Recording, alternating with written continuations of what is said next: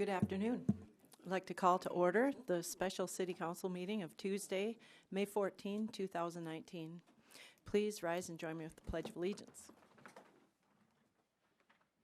Pledge allegiance to the flag of the United States of America and to the republic for which it stands, one nation, under God, indivisible, with liberty and justice for all.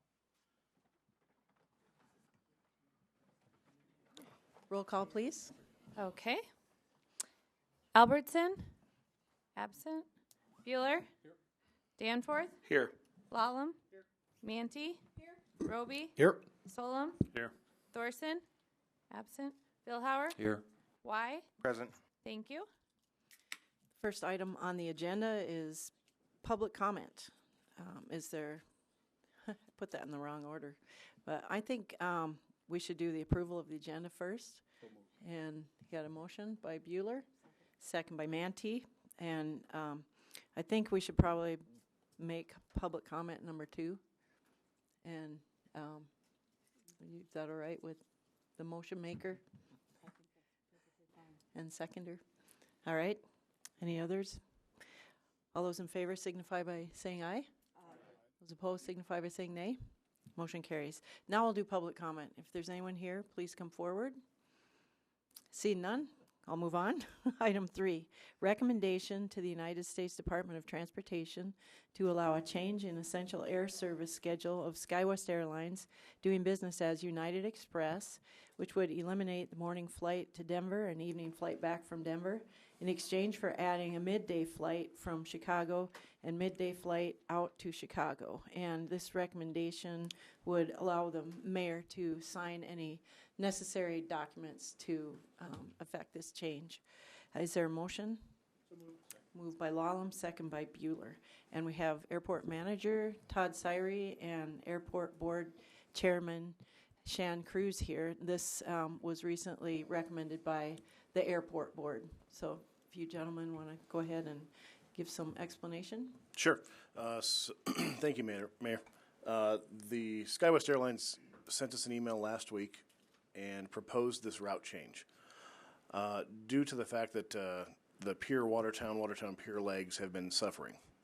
So they thought this would be a good addition to the city of Watertown. This would provide 2 nonstop flights, one being to Denver, one being to Chicago. The Chicago flight that's being added in exchange for the early morning out and the late night in. The times would be 10 a.m. departing from Chicago, 12 o'clock arriving in Watertown, doing a turn in about a half an hour, 12:30 back to Chicago, arriving in Chicago at 2:30 p.m. I do have some information, if Pete can go ahead and put it on the screen.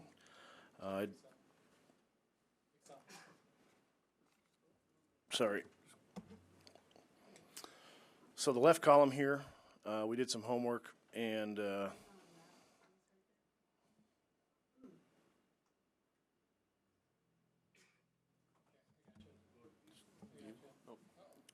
Go for it.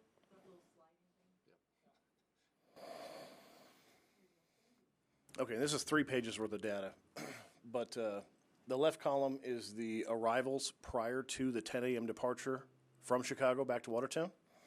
There's 139 United flights that come into Chicago prior to, so you could make a connection back to Watertown.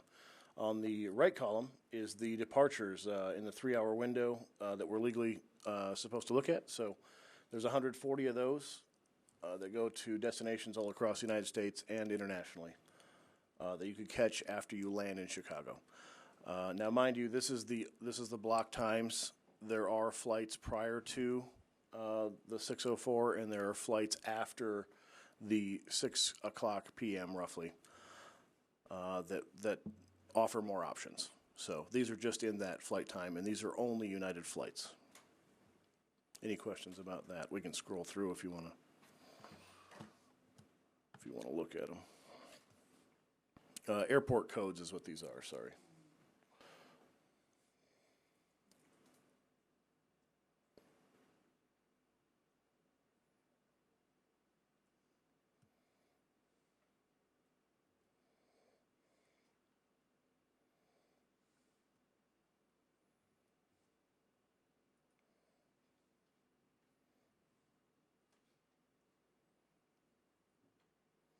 If anybody has any questions, please stop me. Todd, do we have any idea what kind of turnout they're expecting from us to be flying to Chicago? Have they given any kind of recommendation as what they're going to see as far as travelers? We'll Or do. they're just hoping that they're going to get more based on coming out of Chicago versus. So with the data we have right now, we would have to catch 9 enplanements a day to match what we have currently right now with the schedule, with this new Chicago route. The afternoon flight is performing twice as good as the morning flight, which was odd to me. But when I pulled the data, it was crazy to see. That was outbound. Inbound actually was a whole different picture than I've ever seen. And the afternoon inbound flight is performing 3 times as good as the late night inbound. So I don't know if just the times aren't quite right, but that's the options they gave us. And I believe that the Chicago flight will be heavily used. We'll put it that way. We have about 60% of our traffic goes east out of Watertown. And so we think it'll perform very well. And adding the additional 25 seats, it's 2 nonstops to 2 different hubs. We can market this as destination hubs, as long, as with the fly-through option. Chicago they're fighting with Atlanta for the busiest airport in the world. They're number 1 or 2 right now. I know they took over Atlanta early or late last year, so I don't know if Atlanta took back over, but I know it's right there, 1-2. There's a ton of direct flights out of Chicago as well. So great opportunity to go east, and also some good opportunity to go back west. With this scenario, you could fly out in the morning on Chicago or at midday. Instead of getting back to Chicago for that 10 o'clock, you could actually fly to Denver and be back in Watertown by 4:16.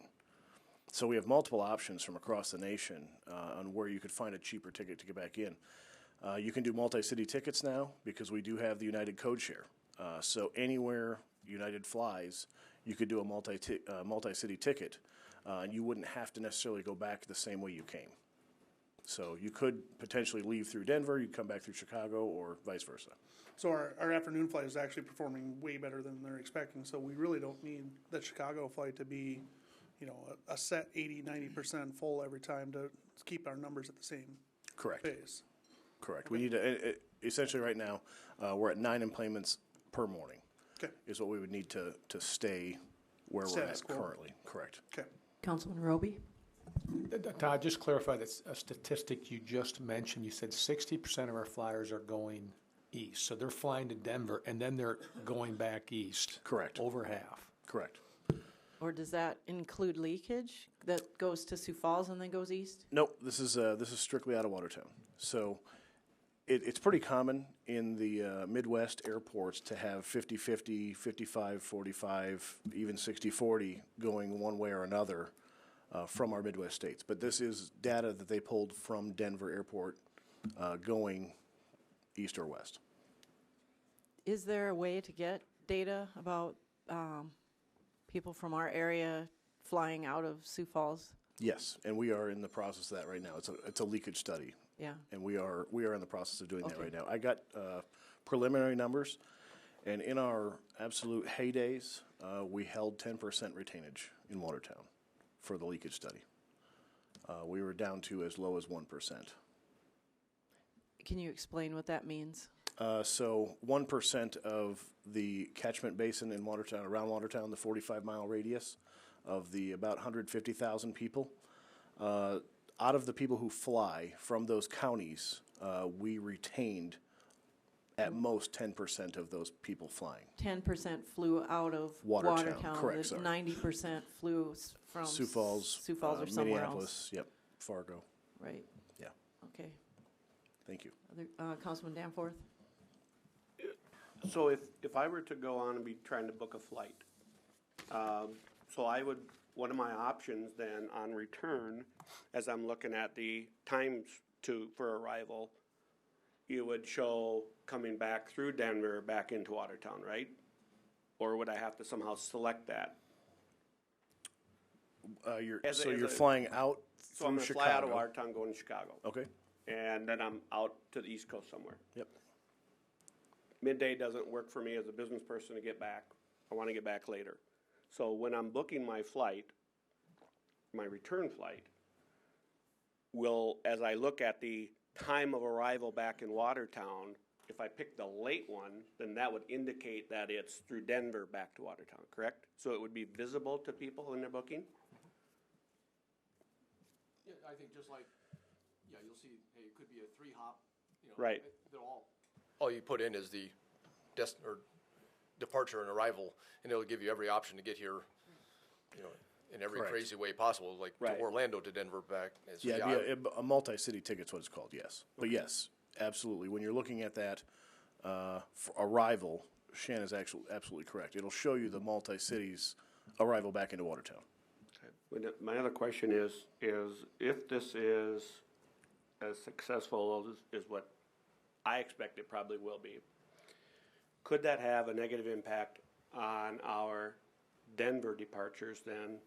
So we're robbing from Peter to pay Paul, and then would that have an effect on our numbers with Pier? How does that, does this affect Pier at all? Pier would be untied from Watertown. So Pier would have their own 2 direct flights to Denver, currently right now is what they're getting offered. So they will have the remaining overnight aircraft sitting on their ramp, and they will go twice a day to Denver. We, in turn, will get rid of the morning and the night flight, and we will be completely separate from Pier for numbers altogether, yes. You've talked to the airport manager. Councilman And I Roby? have talked to the airport manager in Pier, and he's ecstatic.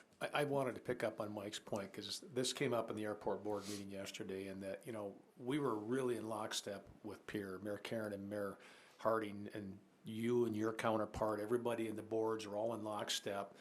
And these essential air service contracts are relatively short-term.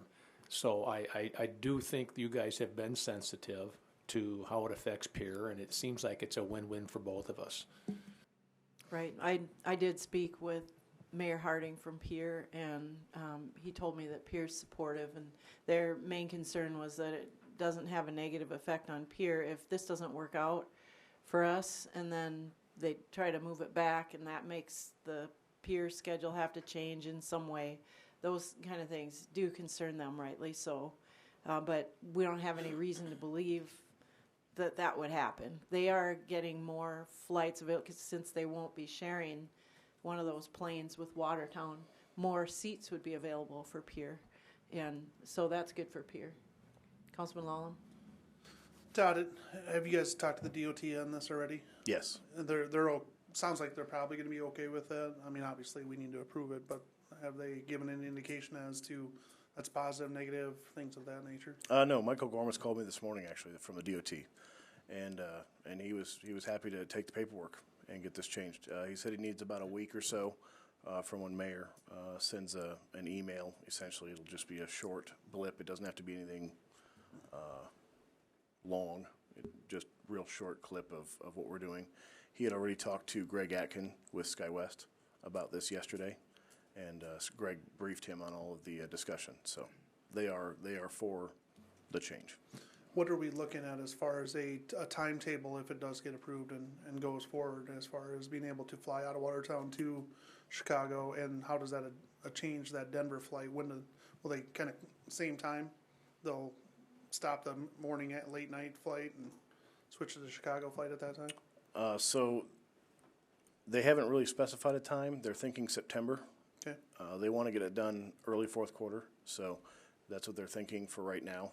September's their timeline, so they're going to preload this system as well. They're going to want to sell as many tickets as they can for that first month or two to make sure it performs for us. Okay. So they want to give themselves adequate time to sell tickets as well. Okay. Councilman Y? Thanks, Mayor.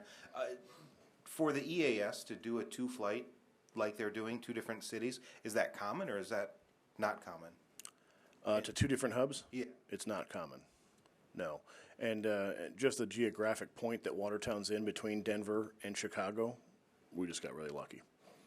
It's about the same amount of miles, so it doesn't cost them much more. Just the setup fee, of course, in Chicago to kick this off. But the one thing in Essential Air Service is mid-contract, we cannot change the price at all. So SkyWest is going to have to, and they know this, do this for the same amount of money. So that prices the will be contract. the same. I won't say prices are the same because they're a for-profit business. So if this thing explodes, just like going to Denver already, we've found, and Shannon can attest to this because he had to buy a ticket. But as that plane fills up, the tickets are going to get more expensive per flight. So it's just the business model of airports. Councilman Bueller? Todd, you might want to mention that if we didn't do this, we'd stay as is. I mean, this was a one offer to us. If we don't take it, it will go somewhere else. Is that correct? That's correct. So they stated in their email that this was an offer to Watertown. We have a very short window to get this back to them, and I'm guessing that's because of logistics. They have a plane probably going to be sitting around that September timeframe that they need to put to work. And if we don't accept this, we can stay as status quo. Nothing will change. We can still fly through Pierre and Denver a couple times a day, and they will offer this to another community. And I have one other question, mostly for our listeners. What would happen with the folks that already booked out into September and beyond? That's a great question. How do they handle that? Yeah, so they will get notified email when that flight stops, and they will be pushed to another flight. So just beware. I've had a couple calls already on this morning that I took, and people just want to know what's going on. And so stay tuned. Make sure you're putting the right email address in that comes to your cell phone or something that you can get a hold of right away. Make sure you have the right phone number in there. If you're using a travel agent, make sure your travel agent puts your phone number in there, not the travel agency's phone number. We've had some problems with that in the past. So just give them a way to get a hold of you for these flight changes. And so essentially you would just get moved one way or another. If you wanted to fly out the day earlier, if you had something pressing, or at the same day, later in the day is fine. They will go ahead and accommodate the rest of the ticket for you. Councilman Vilhauer? Todd, yesterday at the airport meeting, you mentioned the plane and the flight crews won't be overnighting now in Watertown. Talk about that and fuel usage and some of the logistics behind it a little bit if we were to make this change. Sure. So we lose the RON, the remaining overnight aircraft, in this option. So right now they have 3 rooms at a discounted rate, of course, the government rate, and we would lose that due to the fact that we'd just be a one-stop, essentially. They'd fly in, turn around, pick up passengers, take off again. And their pilots would be based, obviously, in another city. That is a con. The pro side to that is it's a limited option for people to get here, right, for a meeting, for a day meeting. They can't fly in and fly back out, or it's tough to. So in that sense, we think we'll have more traffic staying here when they come for a night meeting, or overnight, which then could be a pro. The fuel, as far as the Jet A sales, we think we'll see an uptick in that because it's a long route. Right now they have options in Watertown, Pierre, and Denver. Then they are getting fuel in all 3 locations. We know that right now. When we take out the Pierre leg, they'll be flying direct here and back. And so depending on how big the loads are, they can't put as much fuel as they would need to turn and get back. So they will be fueling more here in the full logistics program of it. Any other questions? Councilman Danforth? Anytime I look at something like this, I try to anticipate what the worst case scenario would be. And worst case is that what if this doesn't work as planned? But then I stop and I think, well, I'm not an airline person, so I can't help but think that in their industry, they have a high degree of confidence that this would be a greater success than what we're seeing now. And it unties the cities.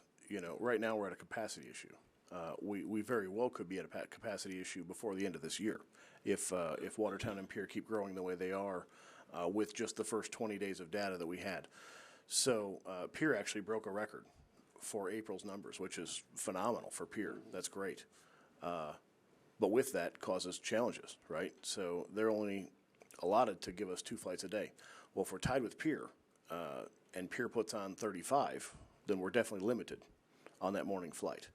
So the capacity issue would be solved for that aspect of it, for the limitations that the Essential Air Service puts on the carrier, and also then puts on the cities being tied together. But they must also think that the Chicago route ultimately, by separating the two communities, is going to give them the greatest success, which means we're successful then, I'm guessing. Yeah, I mean, that's the only reason they would, Yeah, you know. otherwise they'd pick another one to Denver, right? Right. So my what if thing is really set aside with the confidence that they obviously know what they're doing, so. Councilman Y? Todd, based on the size of Watertown and having two different destinations, would you consider us to be lucky? I mean, do other communities have this type of service available to them of our size, or is this extremely unique and, I mean, awesome, I guess? Great question. It's very rare, and we are very privileged to have SkyWest offer this option to us. Councilman Bueller? I don't know if you mentioned it, and I wasn't paying attention, but what are we looking at for additional seats, opportunities for us? And I want to make one comment too beyond that. There was somebody brought it up yesterday at the airport board meeting about weather. I mean, if you had weather, say you couldn't get into Denver or you couldn't get into Chicago, you'd still have an alternative to get where you need to go. Correct, and that's the nice thing of having United Airlines back in this thing, right? So, unlike ADI, United has full code share, full baggage agreements, interline agreements with multiple carriers. So our options, as Bruce stated with weather, we know we have heavy fog here in the fall and spring. These times allot quite a bit of gap between when the fog usually breaks about that noon, 11 o'clock noon time frame. It gives you multiple options to get out of here still. Denver sometimes gets hit with crazy blizzards. Chicago, the same thing. So having multiple directions on the same airline and not having to worry about, do I need to pay for another ticket? Do I need to pay the change fee? That kind of stuff. It's going to be more stable with multiple hub destinations. And I think the beginning of your question was capacity, so we get a jet and a half, roughly. I mean, certainly if Watertown nights get out and book we can have 2 jets if we book them everything before pier, but, we get to 2 full 50-seat jets. And then I think one other thing with the weather, just as an aside, how great of a partner SkyWest has been. We've never seen, or at least in my memory, if we've lost a jet due to weather in the morning or mechanical, I guess would be more likely. They have already launched a recovery jet to come and pick up those people. So it's not, in the old one, we just had to kind of suck it up. Yeah. And people had to just fill up jets until we got the capacity removed from the airport, whereas SkyWest has actually launched a recovery jet the moment they know they have a mechanical issue and gets everyone right back on track. So that's been a wonderful experience. That is wonderful. Councilman Bueller? Just one more comment too. I think this is going to give us an opportunity, I think, for more inbound traffic from the east. I think that's going to help a great deal versus going to Sioux Falls. Having that opportunity to go to Chicago to the hub and come right into Watertown. I think that'll be big for us, I think. I did have some public comment from some business owners in town that have a lot of traffic going east and coming from the east, and they're ecstatic about this route. Councilman Vilhauer? And I think, too, you talked about yesterday that, you're looking at, what do you call it, our catch basin? Is that what you call it? Catchment, yep. Okay. I mean, 45 miles is not that far. I mean, all of a sudden, I think you're going to be widening that, aren't you? I mean, you referenced Montevideo, for example, yesterday. I mean, people that would probably drive to the cities might now consider coming to Watertown to head to Chicago. So I think that's a plus, too. I feel bad for those dedicated people that would fly to Pier, and I think my neighbor to my left here probably is one of those that caught that flight to Pier. So too bad we're losing that service. But I woke up this morning to an email that said Chicago, yes, yes, yes, yes, yes, and I think that's kind of sentiment I've been hearing from people since this news broke yesterday. Right, and we still have Denver as an option, so it's not like it's going away totally. Another thing to note is they want to do this 7 days a week. That is more than the Essential Air Service contract allots for. So they're flying at risk 2 flights a week on their own dime, hoping this thing works. So that says something for SkyWest, for me. Right out the gate, they came and gave us 13 weekly round trips with the schedule we have currently. They fly 6 days a week right now, 2 flights a day. So they added a flight before we even started at risk. So if the capacity does become an issue in the future, say you guys do vote this in today or vote for this, and the Chicago flight is filling up or the Denver flight's filling up, I don't think they have any qualms at all about adding another flight. So just keep that in the back of your head. They've already done it to prove that they can fly it at risk, and I don't think they're scared to add more flights if the capacity becomes an issue. Thank you. Councilman Solom? Could you run over the flight times again, roughly? Yeah, 10 a.m. departure from Chicago, arriving in Watertown at noon. They'll do a half-hour turn. They'll leave Watertown at 12:30, arrive in Chicago at 2:30 p.m. And that's 7 days a week? Correct. And then the Denver flight will arrive at 4:16 p.m. and depart at 4:46. Also 7 days a week? Correct. Pretty awesome.